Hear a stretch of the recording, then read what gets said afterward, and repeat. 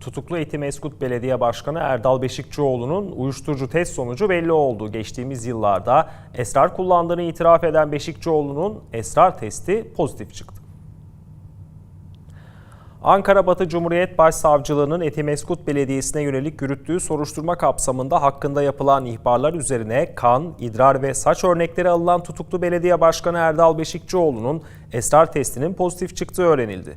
Beşikçioğlu'nun 2014 yılında Ankara Cumhuriyet Başsavcılığı'na verdiği ifadede esrar kullandığını kabul ettiği ve esrar içtiğim için pişmanım, bir daha kullanmayacağım şeklinde beyanda bulunduğu öğrenildi.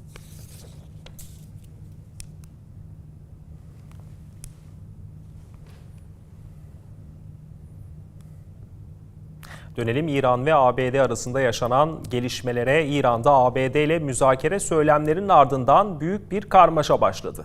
Rejim muhalifi medya, Cumhurbaşkanı Pezeşkiyan'ın istifa ettiğini ve dini